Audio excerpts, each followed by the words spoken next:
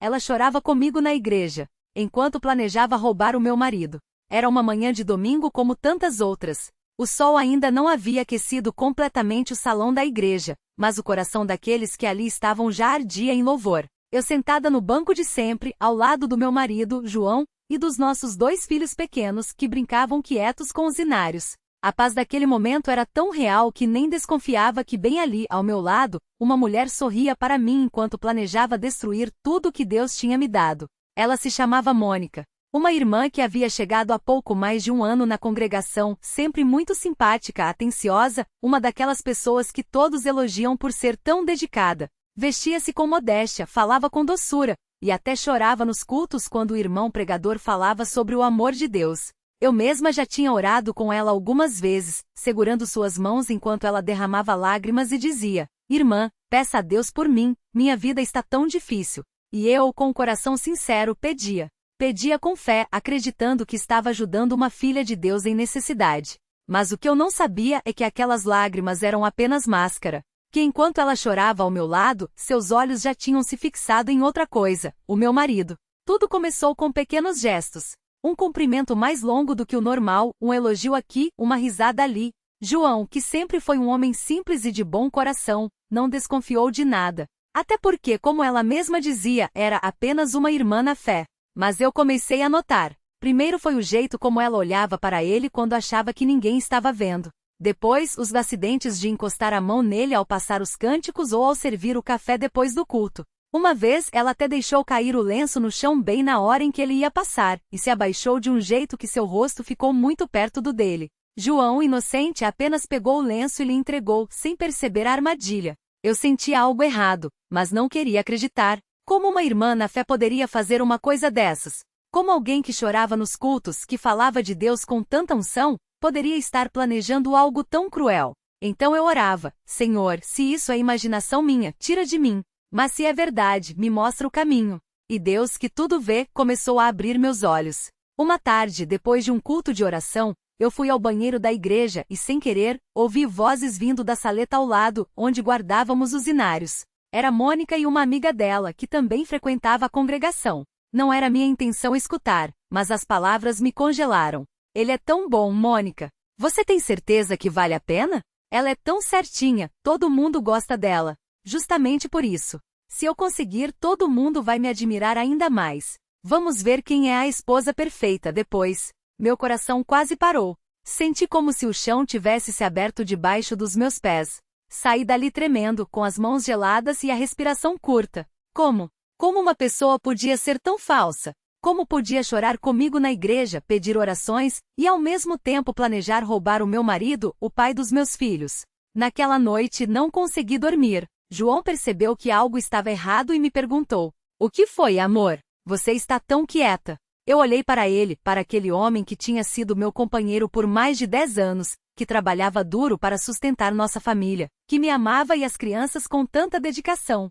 E pensei: não, eu não vou deixar o diabo vencer. No dia seguinte, antes do culto, eu procurei a irmã mais velha da congregação, Dona Maria, uma mulher de muita experiência e temor a Deus.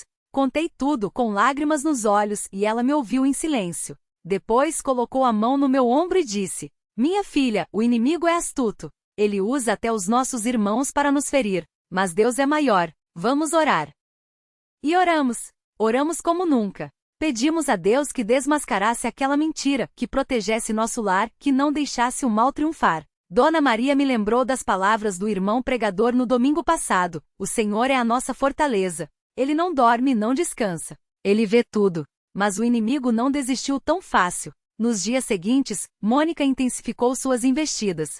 Começou a mandar mensagens para João pelo celular, sempre com desculpas como "preciso de uma ajuda com a Bíblia" ou "o irmão fulano pediu para você me passar um recado." João, que nunca foi de desconfiar, respondia com educação, sem perceber a armadilha. Até que um dia ele me mostrou uma mensagem que tinha recebido: "João, hoje sonhei com você. Foi tão real. Acho que Deus está me mostrando algo." Meu sangue gelou.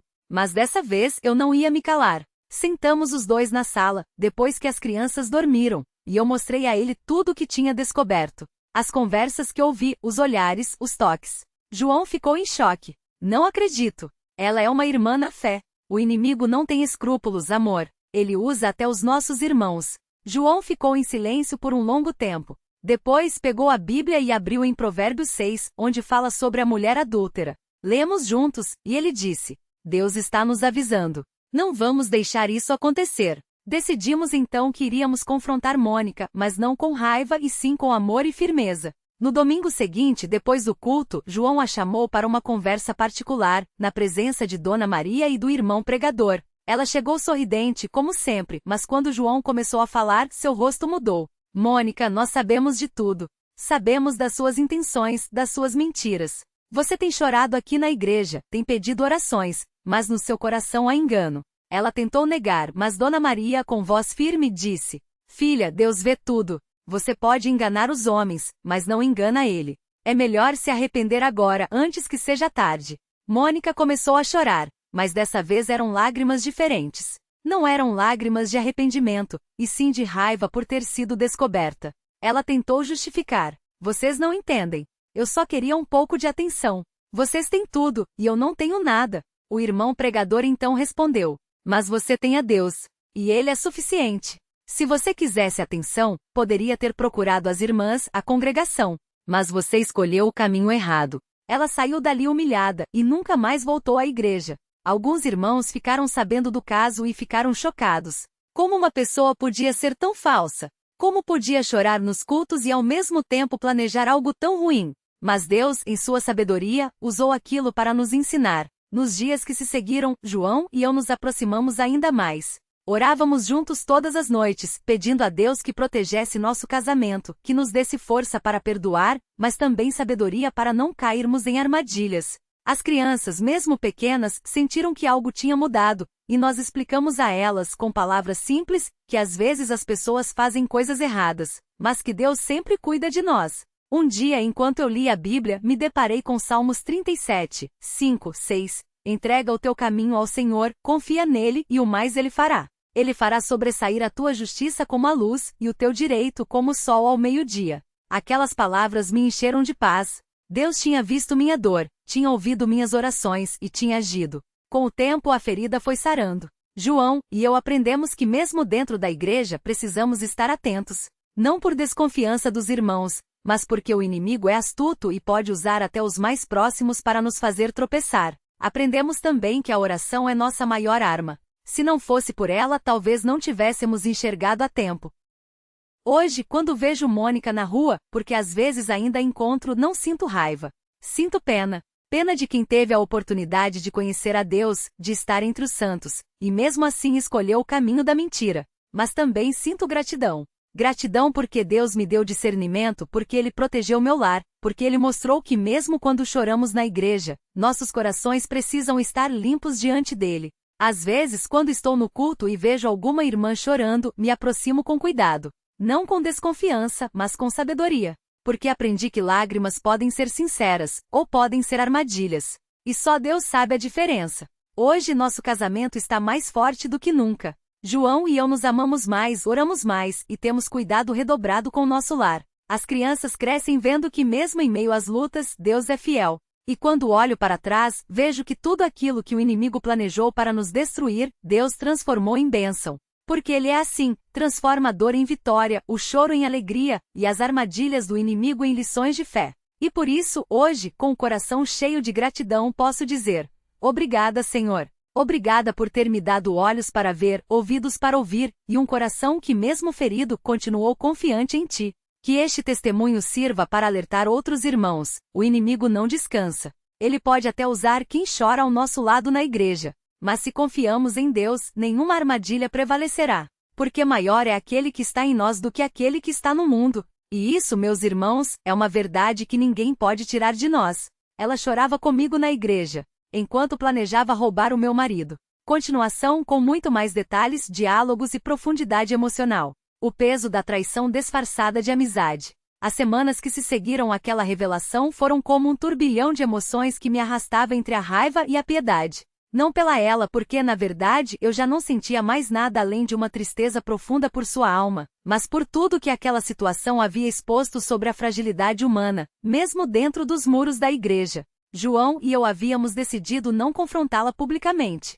Não por medo, mas porque sabíamos que na congregação cristã no Brasil, o escândalo não era o caminho. O apóstolo Paulo já nos advertira: se algum irmão for surpreendido em falta, vós, que sois espirituais, encaminhai-o com espírito de mansidão. Gálatas 6:1. Mas como encaminhar alguém que se esconde atrás de lágrimas e salmos? Como corrigir um coração que, enquanto cantava "Lava-me, Senhor, dos meus pecados", tramava a destruição de um lar? Foi numa tarde de quarta-feira, depois do culto de doutrina, que tudo começou a desmoronar de vez. Eu estava na cozinha da irmã Marta, ajudando a arrumar os pratos do lanche que servimos após a reunião das irmãs, quando ouvi passos leves se aproximando pela escada dos fundos.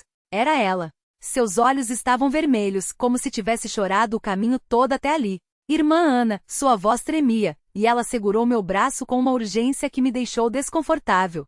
Preciso falar com você. Por favor, não me odeie. Eu me afastei instintivamente como se seu toque queimasse. Mas algo em mim, talvez a memória de todas as vezes que oramos juntas, ou a lembrança de como ela abraçava minhas filhas como se fosse tia, me fez respirar fundo antes de responder. Não te odeio, irmã, mas você precisa se afastar da minha família. E mais do que isso, precisa se arrepender de verdade. Minha voz não tremia. Era firme, mas não cruel. Ela baixou a cabeça, e por um segundo, pensei que finalmente veria remorso. Mas então, entre soluços, ela soltou: você não entende. Ele me procurou primeiro. João veio até mim depois do culto. Disse que se sentia sozinho, que você não o compreendia.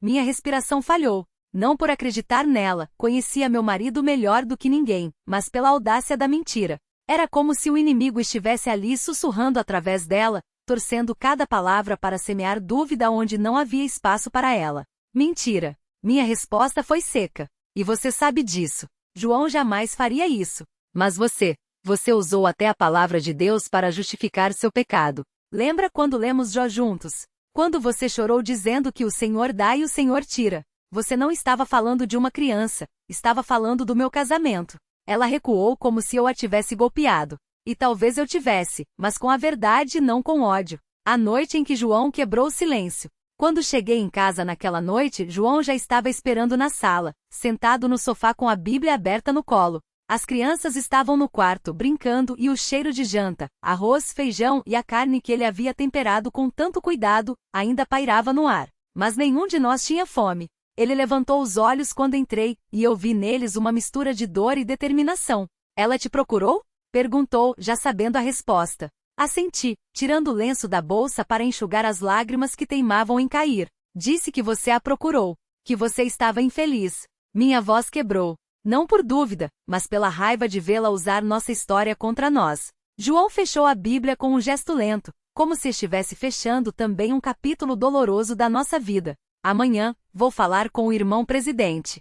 Sua voz era calma, mas havia uma firmeza que eu não ouvia há semanas. Não por mim, nem por você. Por ela. Porque se não houver disciplina, ela vai destruir outras famílias. E eu não vou deixar isso acontecer. Eu me sentei ao seu lado, e ele puxou minha mão, entrelaçando nossos dedos como fazia sempre que precisávamos nos fortalecer. E se eles não acreditarem em você? Perguntei, porque na CCB, assim como em qualquer igreja, a palavra de um homem casado contra uma irmã inocente poderia ser vista com desconfiança. João suspirou, olhando para o crucifixo na parede, aquele mesmo que ganhamos no nosso casamento há quase 15 anos. Então Deus vai provar, porque a verdade não precisa de testemunhas. Ela se revela. O culto onde tudo mudou. O domingo seguinte foi tenso. Desde o momento em que entramos na igreja, senti olhares. Não eram olhares de julgamento ainda, mas aquela curiosidade sutil que surge quando as pessoas pressentem que algo está errado. Ela estava lá, sentada no banco de sempre, ao lado de sua mãe. Vestia um vestido azul claro, aquele que usava quando queria parecer especialmente santa. Seu cabelo estava preso num coque impecável, e ela segurava o inário com mãos trêmulas. João e eu nos sentamos no nosso lugar, e quando o irmão presidente subiu ao púlpito, meu coração disparou. Seria hoje? Ele ia falar agora? Mas o culto seguiu normalmente. Os hinos foram cantados, a mensagem foi pregada sobre a importância da vigilância espiritual, e por um momento, pensei que talvez nada fosse dito. Até que no final, depois da oração, o irmão presidente pediu que todos os irmãos permanecessem sentados. Irmãos, hoje temos um assunto sério para tratar. Sua voz era grave, e o silêncio na igreja se tornou quase palpável. Uma irmã desta congregação tem se envolvido em conversas e atitudes que não condizem com o Evangelho. E pior, tem tentado semear discórdia entre um casal desta igreja. Murmúrios ecoaram. Alguém sussurrou quem é. E eu vi ela empalidecer, suas mãos apertando o banco com tanta força que os nós dos dedos ficaram brancos. Não vamos mencionar nomes, porque não é nossa intenção expor ninguém. O irmão presidente fez uma pausa, olhando diretamente para ela. Mas esta irmã sabe quem é. E sabe que se não houver arrependimento verdadeiro, medidas disciplinares serão tomadas. Ela se levantou de repente como se fosse desmaiar. Sua mãe a segurou pelo braço, e por um segundo, pensei que ela fosse desabar ali mesmo, no meio da igreja. Mas então, com uma voz que tremia, ela disse: Eu peço perdão. Não foi minha intenção magoar ninguém. Não houve choro dramático. Não houve desculpas elaboradas. Só aquela frase seca, como se as palavras fossem um script ensaiado. João não olhou para ela. Nem eu. Porque sabíamos, arrependimento verdadeiro não é performático. Arrependimento verdadeiro vem com mudança. As consequências silenciosas. Nos dias que se seguiram, a igreja se dividiu em opiniões. Alguns irmãos nos abordavam com olhares de solidariedade, apertando nossas mãos em silêncio. Outros, porém, cochichavam nos cantos, questionando se não havíamos sido muito duros. Mas ela é tão nova, irmã Ana. Não será que merece uma segunda chance? Perguntou-me a irmã Rosa, uma das mais antigas da congregação, enquanto arrumávamos as flores do altar. Eu parei de podar as rosas e olhei para ela. Irmã Rosa, todos merecem perdão, mas perdão não é o mesmo que impunidade. Se ela não entender a gravidade do que fez, vai repetir. E da próxima vez pode ser com o marido de outra irmã, ou com um jovem solteiro. O pecado não para sozinho. Ela baixou os olhos como se finalmente compreendesse. Mas o mais difícil não foram os comentários. Foi ver ela todos os domingos, sentada sozinha nos fundos da igreja, como se sua presença ali fosse um lembrete constante do que quase perdemos. Até que um mês depois ela parou de vir. A carta que nunca esperávamos. Foi numa terça-feira, enquanto eu preparava o almoço, que o correio chegou. Entre as contas e panfletos da igreja, havia um envelope branco, endereçado a mim com letra trêmula. Dentro, uma carta. Irmã Ana, escrevo esta carta porque não tive coragem de dizer tudo isso pessoalmente. Você tinha razão. Eu não estava arrependida. Estava com raiva, de você, de João, de Deus até. Porque eu queria o que você tinha, um lar, um marido que te amasse, filhos que te respeitassem. E em vez de buscar isso do jeito certo, tentei roubar. Mas Deus não deixou. Ele usou até a minha maldade para me mostrar quão perdida eu estava. Hoje estou me mudando para outra cidade. Não por fuga, mas porque preciso reconciliar. Longe das memórias, longe das tentações. Peço que ore por mim. Não como irmã, não como amiga, mas como alguém que, mesmo ferida, ainda acreditou que eu poderia mudar. Desculpe. De verdade. Seu nome, ponto. Eu segurei a carta contra o peito e chorei. Não por ela. Não por mim. Mas pela graça de Deus que, mesmo em meio à traição, à dor, à vergonha, ainda nos dá a chance de ver a redenção. O recomeço que só Deus poderia dar. Hoje, quando olho para trás, vejo como Deus foi meticuloso em cada detalhe. Até naqueles momentos em que achei que não aguentaria mais, como naquela madrugada em que acordei com um pesadelo de João me deixando, e tive que me ajoelhar no chão frio do quarto, chorando até não ter mais lágrimas. Ou como naquele domingo em que minha filha mais nova, de apenas 7 anos, me perguntou: Mãe, por que a tia não vem mais aqui? Ela não gosta mais da gente? E eu tive que explicar, com palavras que uma criança pudesse entender, que às vezes as pessoas erram, mas Deus sempre perdoa. João e eu nos aproximamos mais do que nunca. Não porque a crise nos uniu, mas porque escolhemos, todos os dias, escolher um ao outro. Passamos a orar juntos antes de dormir, a ler a Bíblia em voz alta pelas manhãs, a servir na igreja com um propósito renovado. E quanto a ela? Às vezes me pergunto onde estará se finalmente encontrou paz. Mas isso já não me pertence mais. Sua jornada é com Deus. O que me resta é a lição. O inimigo não precisa de demônios com chifres para nos destruir. Às vezes, ele usa um sorriso, um abraço, um choro no banco da igreja. Mas se estivermos firmes na rocha, nenhuma tempestade nos derrubará. E isso, meus irmãos, é uma verdade que ninguém, nenhum choroso, nenhum traidor, nenhum acusa, pode tirar de nós. Amém.